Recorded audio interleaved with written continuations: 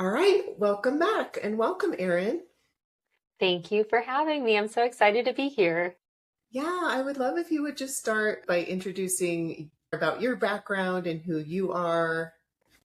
Yeah, so I am a registered dietitian. I've been working in the GI space for 9 years now, 8+ years of private practice in the IBS world and beyond. I always say IBS plus, right? So SIBO, a lot of hypermobility, a lot of complex constipation. That's where I've settled with clinical care over the last almost decade.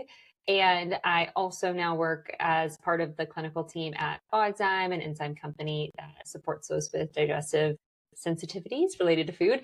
And I help run the clinical marketing. So educating practitioners, talking all day about where the science meets the practical application for patients and just supporting clinicians in that way. Awesome. And yeah, I'm really excited to talk to you today because I think this is a topic that a lot of people get confused about is digestive enzymes and what are they? What are the differences between the different types? Do they really help? So I'm super excited to dig into all of that today and just how can they be used in somebody's IBS or SIBO or just functional gut health journey. So maybe we could start by just talking about what is food intolerance and maybe define that as our first step. Yeah, that's a great question, and one that I think a lot of people get confused about. Unfortunately, there isn't just this clean cut definition either, which is why it can be a little bit confusing. But whenever we talk about food intolerance, the main difference is it's not a food allergy. So food allergy is typically going to be immune mediated, where the body is reacting against a certain allergen in a food. So there's more of an extreme reaction. Typically, if we're doing a good job, we can identify exactly why the immune system's reacting, exactly the different allergen that's present, and simply eliminating that food, that allergen, resolve symptoms and prevent symptoms. When we talk about food intolerance, this is where the body is reacting with symptoms to certain types of foods. And that might be due to the food itself. More often than not, it's due to another issue where the body now is not tolerating that food. So it's almost like a digestive intolerance, I would say, more than a true food intolerance. So some of the examples of food intolerance can be enzyme deficiencies. So we talk broadly about lactose intolerance here, but there are certain cases where we're not producing enough enzymes that we should be producing. Enzymes help break down different molecules within foods and help us absorb them. So whenever that doesn't happen, those foods go into the colon not fully broken down, and that causes symptoms. So we call that a food intolerance. We can typically identify it because we can identify the cause of the intolerance as being the enzyme deficiency and then the foods that are related to it. In those cases, there are options like avoiding or adding enzymes. Other forms of food intolerance are a lot more complicated, and that is where the body is reacting to certain groups of foods or the digestive process because of an underlying issue that maybe can't be fully identified or fixed. And this might be related to dysbiosis, right? If we have a poor makeup of gut microbes and we're lacking some of the microbes that are meant to break down certain foods or help us pull apart certain foods, like our microbes have their own digestive systems, right? If they're not doing that well, then we're going to have more symptoms related to food. So that's where we see kind of fiber intolerances, plant intolerances, certain foods like that. We also have, in some cases, more permeability in the gut, the leakiness of the gut, if you like that term instead. We know this happens due to illness, infection, treatments. Some people are also more prone to this, like our IBS population, our SIBO population. And so in those cases, when the gut's more permeable, the things are moving in and out of the gut like they shouldn't be as fully. And so we are going to react to certain size molecules of food or certain foods, even certain allergens that you don't necessarily have an allergy to, you might be responding to because of that permeability. And so there is a level of food intolerance due to that. The same is true of hypersensitivity. If your gut is just extra sensitive, where your gut and your brain are noticing sensations a lot more strongly, then you have a food intolerance to things like FODMAPs, if you've heard of that grouping of food, where there's a lot of gas production, there's water coming into the gut, there's just heightened sensations. And so you're reacting to those due to this hypersensitivity, not necessarily due to the food itself. So that's a way that I typically like to categorize different types of food intolerance. It can get even more complex than that, but it's these types of reactions where the body is responding, the body is creating symptoms, so like you're experiencing symptoms related to maybe certain groupings of food, maybe even all foods or specific foods, but it's not an allergy. It's typically due to some other underlying cause that's creating that reaction more than just the food itself.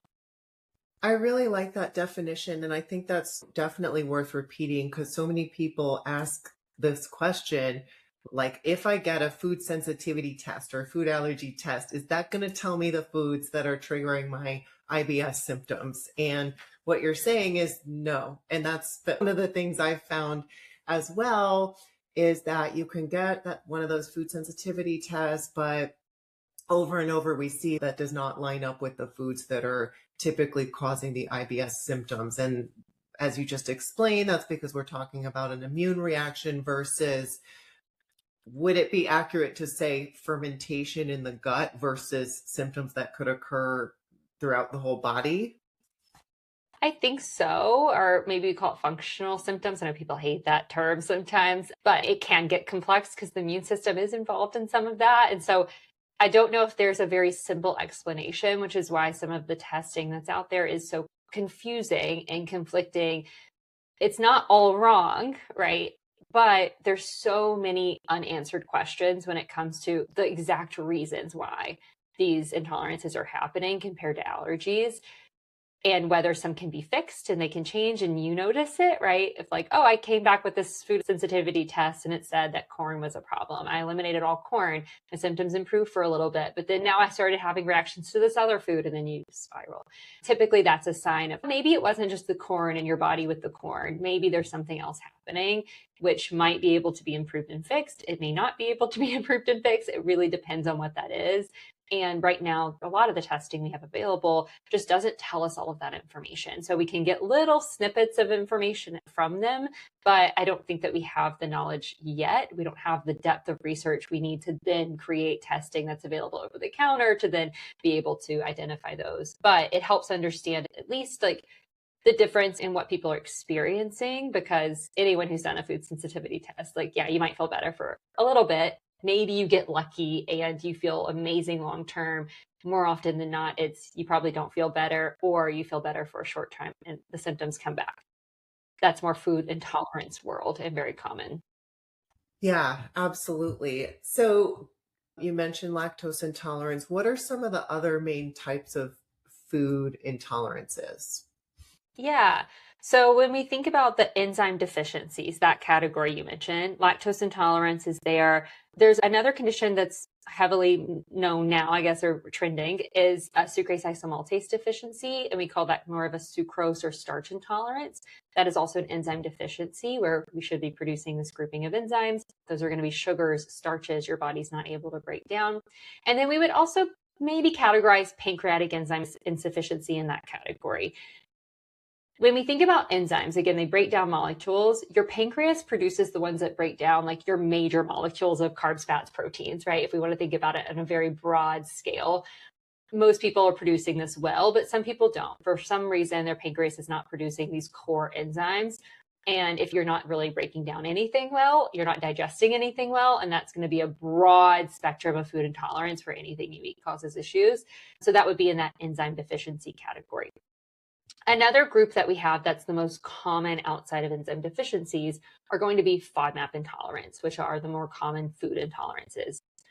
FODMAPs are fermentable, meaning gas-causing carbohydrates. So, like I said, broadly, fats, proteins, carbs.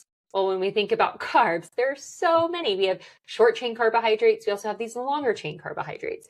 And then fibers fit under here as well. Prebiotic fibers fit under here, if you're familiar with that term. And so all of these different carbohydrates, there's a lot of different ones out there. FODMAPs are certain chains of carbohydrates that are specific sugars or carbs that cause more gas because they aren't as broken down in the GI tract early on. They go into the colon typically intact. They feed gut microbes, and that means that there's gas production. that's kept in their chain. And so because of the size of their molecule, they pull water into the colon. Again, they're not really getting broken down in the small intestine. They're meant to go into the colon more intact. So with FODMAP intolerance, a lot of people are still producing gas from these foods, but some people have symptoms because of that hypersensitivity I mentioned earlier, maybe because of the dysbiosis. Microbes at that point are responsible for breaking down a lot of these carbohydrates. And if the microbes that should be breaking FODMAPs down aren't present, you're not going to get that support. You're going to have more symptoms. And then if there's more permeability or in the gut as well, then that water coming into the gut, that gas production, there's going to be more of a heightened response and reaction that happens. So that's a broader group of foods that are very common. And most of our research started with FODMAPs in the IBS space, where we know food tends to be a trigger for symptoms. We had no idea why, right? There wasn't a really clear explanation for it. FODMAPs came out from that research. Now we're seeing this be true in those with endometriosis with GI symptoms. In the SIBO space, right, these are common triggers. Even in the IBD space where someone's in remission, there's no active IBD or inflammatory bowel disease present, but they're still having these ongoing symptoms. What's going on? FODMAPs come up. And then in the general population with bloating and gassiness and symptoms after meals, dietitians, we tend to see FODMAPs come up. So they're a big group of foods that tend to be problematic. Again, the problem with them is not the food itself, but whatever else is happening in the gut. Things are moving too slow, the gut microbiome, how the gut brain are communicating, that permeability, all of those different pieces. And then there are these non-allergy, kind of allergy-like immune-mediated food intolerances as well. And that's where we have non-celiac wheat sensitivity, which does still exist. It's complex because wheat is complex, but that could be true. And there are some people that do react in an immune-mediated way to certain foods. Typically, those are going to be allergens still. And that can be true of the mast cell activation syndrome patients, which is an emerging area of research. We need to understand more about these patients. But there are immune cells in the gut that it's not an immune disease and it's not an allergy, right? We're not really attacking our body, like they're not attacking itself.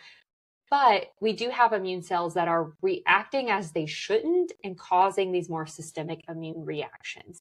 So these are very real. They do happen for some people, typically allergens, sometimes not. That's a really complex, still evolving area of research. Yes. And so we want to make the distinction between FODMAP intolerance and all these different kinds of intolerances, which it's not always easy, right? Because things tend to interplay, but certainly their FODMAP intolerance is different from something like histamine intolerance or gluten sensitivity, or absolutely different from an autoimmune reaction like what we see in celiac disease. So when we're talking about digestive enzymes, so let's say that somebody has pancreatic insufficiency and they are prescribed a prescription digestive enzyme, or let's say that they go to Sprouts and they pick up a digestive enzyme, is that going to help them with their FODMAP tolerance, or are there enzymes that we're going to talk about today that would do a better job at that? Yes. So when we think about enzymes, we have endogenous enzymes and exogenous enzymes. What that means, either enzymes your body already produces or enzymes your body does not produce. Maybe your microbes produce. So enzymes your body produces, that's where if you are lacking the production of those enzymes, you have an enzyme deficiency. Lactose intolerance is usually due to a lactase deficiency, so you can get over-the-counter lactase. Sucrase isomaltase deficiency is a deficiency of those enzymes to break down sucrose.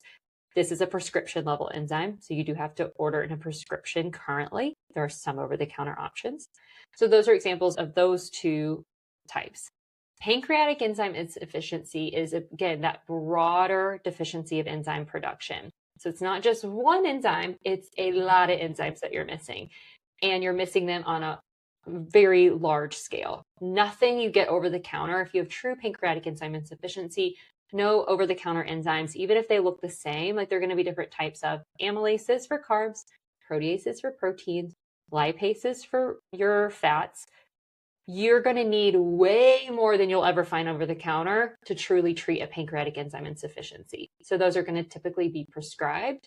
And I will say from experience, most often when they are prescribed, the dosing recommendation starts way too low. People still need to go up pretty high. So that is a high level enzyme prescription that you need. But what you're doing in those cases is you're replacing the enzymes that your body is not producing, that your body should be producing. When it comes to FODMAPs, minus lactose, because lactose is a FODMAP, so we're not counting lactose, all the other FODMAPs, our bodies do not produce the enzymes that break these FODMAPs down. Remember what I said, right? They go through the digestive process not being broken down. They go to the colon. They're meant to do that. Our microbes produce certain enzymes that can break them down instead. So we're not producing them. Those are exogenous enzymes when we add them in. We're not replacing what our body already produces, but instead we want to add enzymes into the process early on to these foods to help break them down, to hack the process, right? We're going to avoid letting them go through the digestive tract not broken down. We'll add the enzymes to help break them down to then prevent that effect that happens in the colon. So we add the symptoms for that support. When you're getting over the counter, most enzymes off the shelf, typically you're going to get more of a broad spectrum of amylases, proteases, and lipases. Sometimes you'll get some specific ones for FODMAPs. Sometimes you will not. So the problem with a lot of them is that they're not always really well targeted. And if they are well targeted, they're at a low dose and they need to be a higher dose. So it gets really complicated. So you can't just go to Sprouts tomorrow, buy a random enzyme off the shelf, and definitely treat your food intolerance with that enzyme. You might get lucky, you may not. They're all very different. But we can get into the specifics of those, but that is the difference, at least in the enzyme deficiency world. Endogenous enzymes, you're replacing it, versus some of the food intolerance world in FODMAPs, you're adding enzymes your body does not produce to try to help then hack the system. Yeah, that's a great way to describe it. So tell us about FODzyme and the enzymes that it contains and how those help us hack this situation. Yeah, so FODzyme is a blend of 3 different enzymes targeting FODMAPs. So we have lactase for lactose. Remember, lactose is a FODMAP. So lactase is a great enzyme that breaks down lactose. It's included. Alpha-galactosidase for galactans. This is going to be our bean category, cashews, pistachios, a lot of those nuts and seeds that are high FODMAP. Alpha-galactosidase has traditionally been used in different formulations for beans in the past, so it's been used for a really long time. And then we have fructan hydrolase. This is specific to FODzymes. You don't find this anywhere else. So again, those over-the-counter enzymes you can find. You might find lactase and alpha-galactosidase, definitely ones to look for if you want to target FODMAPs. Fructan hydrolase you will not find there, but this targets our largest group of FODMAPs called fructans. This is our onion, garlic, wheat, a lot of our cruciferous vegetables, also found in some of our beans. So that broader spectrum of FODMAPs that tend to come up as the most problematic, very hard to avoid. So with fructan hydrolase, what it does is it pulls apart kind of the last molecule of the fructan molecule to help then create some sort of absorption to then avoid the symptoms down the road. So we get a blend of those 3 enzymes. And those are, you said lactase, right? So lactase, okay. So we're addressing lactose, GOS, or like the beans category, and our fructans. And honestly, those are the most problematic FODMAPs in the practical eating in the world perspective, right? Because other than that, we have polyols and fructose, and so that's a lot of the fruits, but those are so much easier to dodge than the things that could be in the meal that you can't even see, right? Like wheat flour or onion and garlic powder or dairy. Yeah, absolutely. And I think you mentioned that point of, as dietitians, we've seen this in practice where most people struggle with those 3 foods, or even if they do challenges, those 3 foods tend to come up the most often. And there's a lot of new research that does back that up. So it's nice to see what we've seen in practice get confirmed. Even the University of Michigan, they've done a lot of low FODMAP research, but they did a study where they actually looked at people who went through the challenge phase of a low FODMAP diet. So you eliminate all the FODMAP groups, you challenge each group, and then you personalize your diet. And what they found is that there is a few groups that are more commonly triggers. So the proposal is, do we need to avoid all these FODMAPs to begin with, or do we need to prioritize the highest trigger FODMAPs? And your galactans and your fructans came up a lot in those studies. Lactose, you can do a lactose intolerance study to see if you're lactose intolerant or not.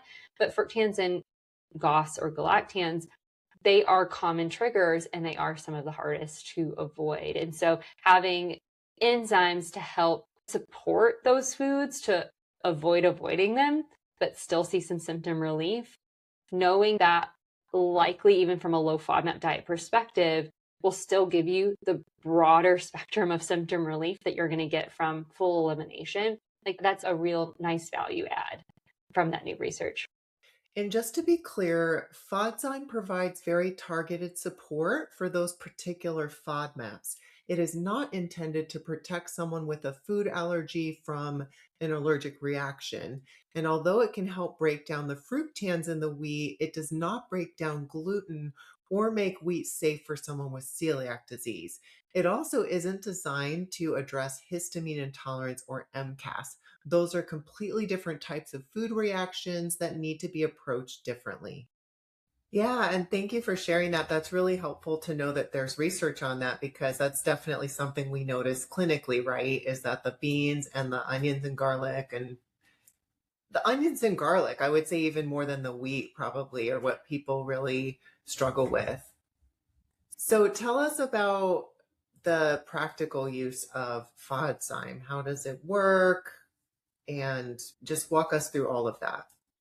Yes, one thing about FODzyme is it isn't a powder, and that makes it different from other enzymes that you'll see on the market. You typically see chewables, you see capsules, and this is really intentional. So remember what I said, that we're not replacing enzymes, we're adding them in, I would say hacking the process.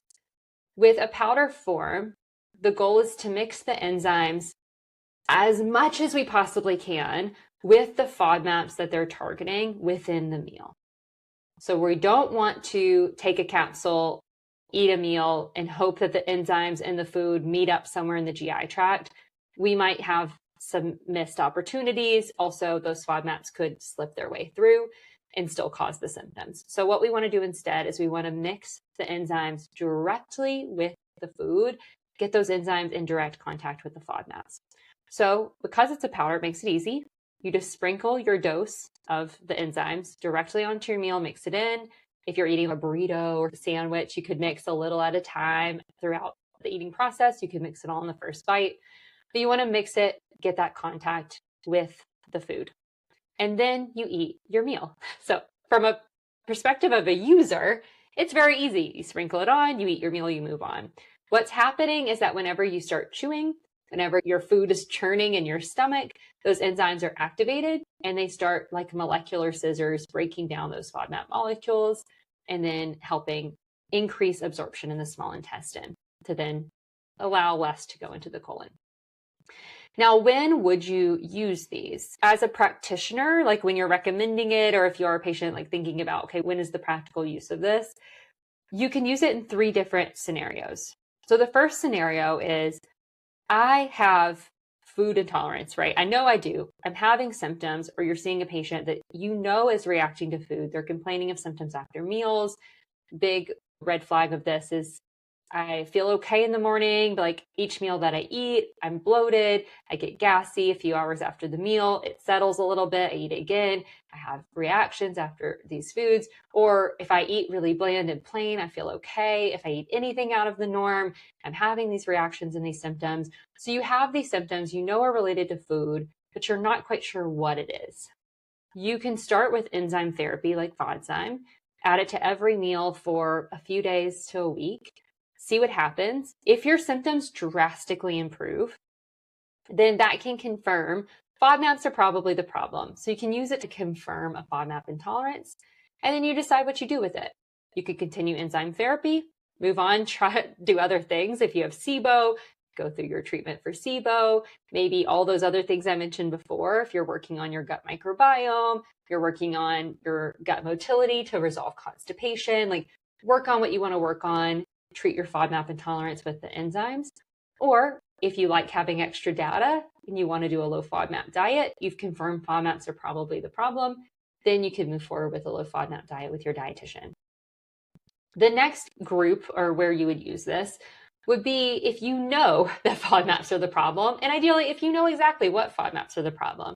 So if you're on a low FODMAP diet or even a low fermentation diet, and you're struggling with flexibility in that diet, enzymes can be really helpful. So you may not need it on every meal, but if you're eating out or every now and then you want to incorporate something like beans or a garlic powder, or a friend is cooking for you, or whatever the scenario is where you feel like you can't fully avoid the FODMAPs, but you know that they are a problem for you, then the enzymes can be used to give you more flexibility. Or if you know fructans are your problem, then they could be used long term in the way that you want to add those fructans in. Another scenario would be if there's a short-term potential for symptoms, you can use it strategically short-term in order to help reduce some of that sensation in your gut. So this is less of a you have a true food intolerance, but more of your gut is struggling. It's extra sensitive right now. So you might be reacting to these foods more strongly, and you just need a little extra support short-term. You got a parasite and you treated it and your gut is sensitive, right? If you had a foodborne illness and your gut has been sensitive for a little bit, again, if you had SIBO and you've gone through the treatment process, but your gut's a little sensitive after treatment and you want to give it some extra support. Endometriosis, in those cases where you're having a little bit more reactions around your surgery or your treatment, right? Maybe certain phases of your menstrual cycle for our PMOS, PCOS patients, or those with endometriosis, you may notice that at certain periods, your symptoms around food, your gut gets a little bit more sensitive. You may add it in those cases. So you can use it more strategically to confirm a FODMAP intolerance and use it more broadly. You can use it a little bit more sparingly to allow more flexibility if you're already avoiding FODMAPs, or you can use it short term to just give yourself a little extra support if your gut is more sensitive. One thing I want to clarify here is that if you try FODzyme and notice a significant improvement in your symptoms, that can give us a really helpful clue that one or more of the FODMAPs it covers are contributing to those symptoms. But it doesn't necessarily tell us why you've become intolerant to those foods in the first place. We still want to zoom out and look at the full picture. Is there SIBO or an imbalance in the gut microbiome affecting how those carbohydrates are fermented? Is constipation or impaired motility allowing more fermentation to occur? Or has the gut become especially sensitive to normal amounts of gas and distension? So I see the enzyme as a very useful tool for reducing symptoms and expanding the diet while we continue investigating and addressing the factors that may be impairing your tolerance. Yeah, I love that. I love all those use cases. And especially even as dietitians, especially working in the GI world, I also think about the patients that you don't really want to restrict their diet because maybe they're at risk for underweight or they are underweight. And then you could potentially use this, make it easier to eat without having to pull out the FODMAPs, right? Yeah, absolutely. For clinicians, it's really a powerful tool to allow more flexibility for patients. Like anyone who's worked with people with FODMAP intolerance knows that it's really hard to put someone on an elimination diet. And if you add in the layer of they need to gain weight, there's a history of disordered eating, where any level of restriction now creates more struggle, like more burden on the patient, like the environment that they're in, like their work schedule or their home environment, cooking a separate meal or trying to grocery shop separately or make all of these changes. Like it's a lot to put on a patient. And one thing that we can do is offer a solution for symptoms that does take a little less effort and mental work, but also maybe putting a step before elimination to see, like, is this even worth that amount of time and energy? Because 4 weeks of FODMAP elimination is no small feat. And if you can take a few days to even give yourself a little bit more evidence that elimination could even be worth it, Like that's where the enzymes can be really powerful. And as you mentioned, a patient going through surgery, a patient that is working on weight gain, like any of those scenarios too, it can be such a great option for still offering symptom relief, not feeling like you're leaving them out, but avoiding more damage or more of an uphill battle to climb with those other goals that take a higher priority. Yeah, absolutely. And I love the idea of using it as a trial too, or just like dipping your toe in and testing the waters. And then what about to ease the reintroduction process? So let's just use the SIBO example. Somebody's gone through their SIBO eradication. Clinically, we tend to see food intolerance improve after SIBO eradication, but not overnight, right? So there's kind of a transition period. And then we don't know how many, like to what extent they're going to start tolerating FODMAPs again either. So what about using it as a bridge for the reintroduction process as well? Yeah, I've done them a lot clinically. I think using it like training wheels in a way can be really powerful. And even outside of the SIBO world, working with a lot of people who have already eliminated FODMAPs, and there's a lot of fear around the reintroduction. We see this in the SIBO space for sure. Like, are all of my symptoms going to come back? Is this going to fuel the overgrowth again? The fears are very real. And one thing we know clinically too is that if you are afraid of adding a food in, there's a very good chance that those fears become your reality. Like the placebo nocebo effects that happen in the body are really crazy and wild, right? And they're powerful. The brain is so powerful. If what you expect to happen sometimes can happen. Also, food is complicated. And if your gut has not been adapted to foods, it takes time to adapt to foods, especially some of these specific foods like beans and garlic and onion and asparagus and all of those different things. And so, one thing that you can do is use it as I call it training wheels. A bridge is another great word to use, where you introduce the food with FODzyme added, and this is both for a actual true effect, right? We're helping break it down, giving your colon a little bit of it without giving you too much of it so that you're able to slowly start rebuilding maybe your gut microbiome that's adapted or whatever we're trying to do there to improve that adaptation process. But we're also adding it even for like a mental support, an emotional support. If you believe and know that this tool is implemented for a strategic reason, right? This is a high fructan food. I know that I react in that way. I have excess gas. I have bloating. I have discomfort a few hours after eating this food, likely FODMAPs. I add this enzyme in. It's been proven to work. Great. This should support the reactions that I have. So I now expect that my body's going to be able to tolerate this onion-filled meal. That mental belief and process also can have a powerful effect. So you're getting both the actual true mechanism in the food of what's happening, that physical effect, but you're also getting kind of that mental, emotional side supported that is also very real. So what I would typically do in practice if I'm working with someone who is very afraid is we may add a small amount of the food that we're implementing. So if it's onion, even a smaller portion than you would typically add for a FODMAP challenge, add FODzyme to it. We might have too big of a dose. That's okay. There's no harm in that. And then we know that, okay, that's working okay. We're building confidence. We'll build up that portion of the onion with FODzyme for a couple of weeks. And then as we feel comfortable, we might start pulling FODzyme down. Try a half dose with that same portion. Try no dose with that same portion and see how you feel. There's no perfect science to it because you're right. It may take someone no time to adjust to new foods. It may take someone months to adjust to new foods. It may take someone forever. They may never adjust to those foods, but it's a way to play with that trial and error and see what works for each person. So the patient's concerns, like their own experiences, what they feel may work or not, like their level of confidence, that can drive that process. And all it takes is a conversation and creativity. There's no harm in adding the enzymes in. They're not going to delay or interfere with the process of adaptation in the body. Like they still allow you to have that. And ideally, the more that you add that food in, the quicker that may happen. So it just gives you a little bit of that extra security to be able to do so.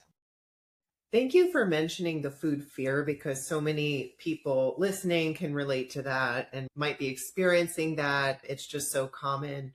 So we always recommend introducing a small portion first, but like you said, just adding in something that you know is physiologically helping reduce that risk of anything significant happening. It can be so helpful with that mental piece as well and the fear. And then you also explain that adding the enzyme doesn't affect the nutrients that you're getting from the food or anything like that, right? Correct. Yeah, you're still getting the nutrients from the food. When it comes to short chain fatty acid production, so we're getting a little bit into the weeds. A lot of fructans are prebiotics. Prebiotics are like the super fibers, right? They are known to feed those beneficial gut microbes, so they're targeting the good guys. And we have the good byproducts of microbes that we want, one of those being short chain fatty acids, which are highly talked about these days. We want a lot of them. So we want to eat foods that help promote short chain fatty acid production. If we're not reaching the colon, the concern is, are we feeding those microbes with these fibers, right? If we're breaking them down earlier in the process, do we still get the beneficial effects we're looking for? Our data that we have in a human digestive model, so not in a human because that's hard to study, but in a model of the digestive tract, shows that with our fructan, we're able to break it down well, increase absorption, and we're still able to preserve some, not all short chain fatty acid, but some. So we do still have some effect. So adding FODzyme compared to just completely eliminating fructans still gives you some short chain fatty acid production that you weren't getting when you were eliminating it. But there is value in possibly, if you're able to slowly reduce the FODzyme down the road, if that's something that your body's able to do, you might be able to regain even more of that short chain fatty acid production later down the road. Now, if you can't, that's okay. You're still getting some of it in a variety of food. You can still get a lot of great gut health benefits from your diet without the symptoms and suffering. So it's okay, but that's just one thing to keep in mind, that you will lose some short chain fatty acid production compared to eating an onion soup without FODzyme. But if you're not eating the onion soup at all and FODzyme allows you to eat a little bit of it, then you're getting more than you were eliminating.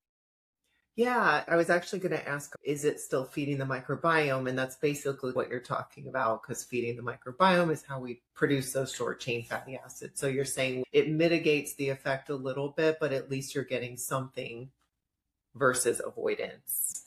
Exactly. Yes. And the goal is still to add diverse fiber sources and even some lower FODMAP fiber sources that you do tolerate really well, or adding that variety is going to give you more of an effect. And obviously eating those foods more frequently, more consistently, that gives you more of that beneficial effect than nothing. So you still want to incorporate dietary gut health strategies. That's still so vital and important when we think about the health of the gut overall. And that can make a difference of what's happening with your gut microbiome and all those other pieces that we mentioned before. Our goal is to help bridge the gap between avoiding all of that because of symptoms, or feeling like the only way you can choose those foods is to be miserable and experience symptoms. So it's a bridge in between. If you're not having any FODMAP symptoms, though, you may not need FODzyme and you may not need it long term. So those cases where you may use it as the training wheels to implement some new foods, slowly integrate foods into your diet, it's still valuable to test without it a little bit and work with your clinician more hands-on to figure out what you need long term, so that you know you're fitting into the right bucket. Yeah, and I think we're talking a lot about the symptoms, and that's really, really important because the symptoms are miserable and they affect your life and your lifestyle. But the other piece is the eating restriction. I would say just as much as people complain to me about symptoms when I first speak with them and as I'm working with them, they're also just as affected by the limitations to their life of being on a restricted diet, because it affects, as you mentioned earlier, some of the family meals together, having to cook for multiple people already, maybe if you have certain dietary restrictions in the family, but also social events, travel, holidays. And it gets very depressing and isolating when you can't do those things normally, or when you have to be, that person that can't eat anything on the menu. And so I think this is a great way to help people not only get the better health, the better variety in their diet, more nutrition in their diet, a little bit of short chain fatty acids that they weren't getting before, but also just getting more freedom with their life and hitting that major pain point. Absolutely. And I always said this to clinicians because whenever I started off as a dietitian, I came in as a patient first, had a long-term history with IBS and constipation. And so I came in from the experience of trying anything and everything to feel better and then putting myself in a hole where now a lot of the things that I enjoyed in life were missing. And I was so afraid and trying to balance both sides of that to, okay, what tools are going to really help support me? What can I do? What's within my control? But also, how am I enjoying life? And where am I finding joy with food? How am I connecting? Where's the freedom in my life as well? That's really hard to find as a patient. And a lot of providers, especially when it comes to a low FODMAP diet or these elimination diets, they work and they're powerful. We know that it works. We could restrict your FODMAPs every day and yeah, it's going to work. It's going to help you feel better. But there's a lot of cost to it and it's really hard. And so if you are a clinician and you're recommending a diet like a low FODMAP diet broadly and just even without much thought, follow it yourself. Take a few weeks to follow it yourself and put yourself in those shoes of like, go grocery shopping, try to go out to your favorite restaurant now and figure out the menu and have the conversations with the waiters. Try to go to a friend's house who's cooking for you and sending them that text of what dietary restrictions that you may have. Cook a meal that you normally cook for a holiday. Try to adapt it and see what happens, right?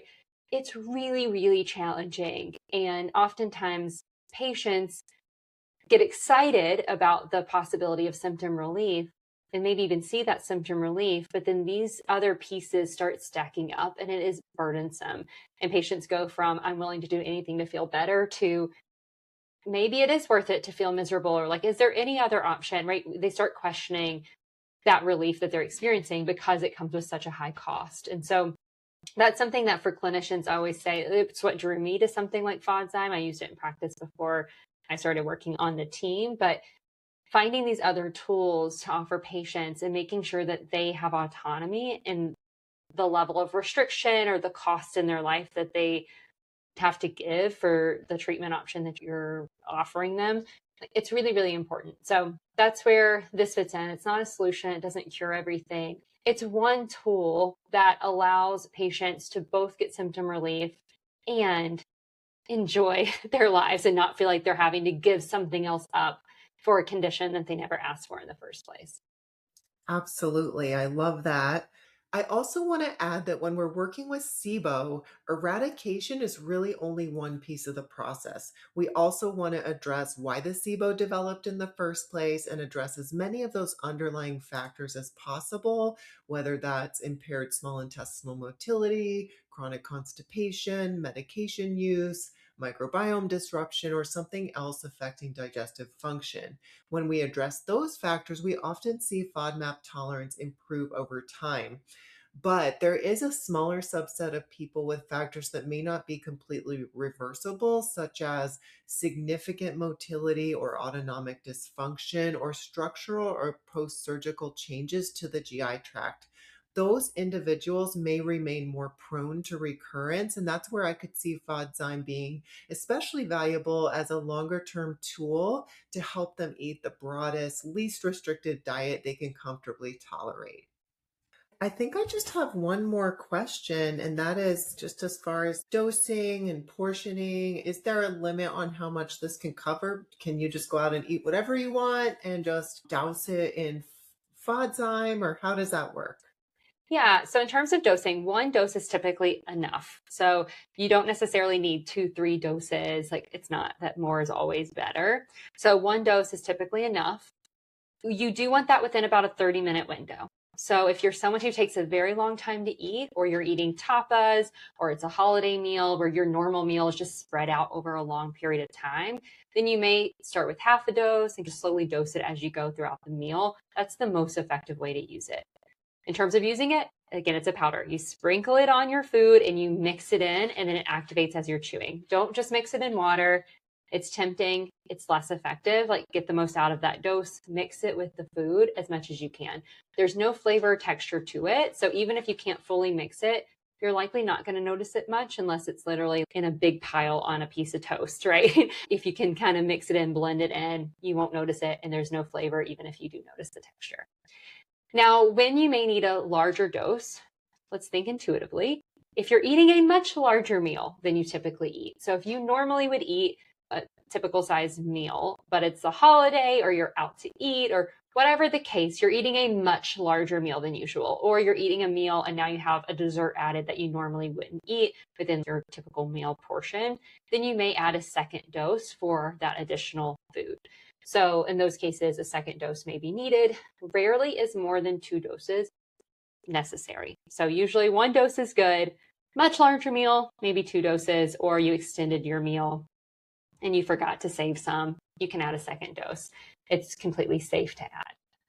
Yeah, so it sounds like you're saying the recommended dose is pretty adequate to cover a typical meal for most people. Exactly. Yes. And don't waste your money overdosing yourself. Yeah. You don't want to waste your money. Again, there's no harm. You add more, and like these are proteins, so they just get metabolized as proteins if they're not used. So there's not a harm in that, but you do want to preserve your cost and your return on that investment, right? You don't need more than that typically, and you may have to play around with it. Everyone is different. So, is there anything else that we haven't talked about that you think is worth mentioning?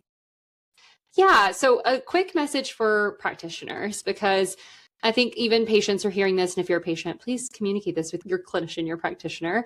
It's always helpful to try it before you buy it. I know it's always the question that we get is, can I try it? Make sure I tolerate it, make sure I like it, make sure it works for me. If you are a clinician, you're seeing patients, especially in person, we can actually send you samples, like free samples that you can give your patients. If you're a patient and you want one of these samples, please reach out to your practitioner and say, hey, I want to try this product. Can you request samples so that I can try it before I buy it? We would be happy to send those to you. So I can provide that link and information for clinicians to use, but we're happy to send those to you, handouts, get on calls with you, support you as you are considering integrating digestive enzymes into your practice and into patient care, just to make sure that you feel confident with how they're used so that patients are getting the most out of them as much as possible. Yeah, we'll definitely include that link in our show notes so at least patients can send it to their provider. And since we're a virtual practice, would people just order directly through the website? Yes, so you can order directly through the website, and we do offer generous discounts on first purchases through the website. Clinicians in virtual practice, we can give you generous discount as well to offer. Definitely want to make that first purchase easy. And if you do purchase through fodzyme.com, we do offer a 30-day money-back guarantee on the first purchase. So if you are concerned or whatever the reason may be, there is extra support there if you need it. We also have a dietitian led support team that's there to help with dosing questions and some of those specific questions you may have that if your clinician isn't fully aware of, or maybe it's over the weekend or whatever it may be, and you need some extra support, we offer that as well when you purchase through the site. Okay, awesome. Well, we will definitely provide those links and discount codes in the show notes. And I just thank you so much. This was so insightful. I love the way you explained everything and just the insight you brought to this conversation. And I appreciate you joining us today. Yeah, thank you for having me, and cheers to more food and more food flexibility for everyone. Yes, absolutely.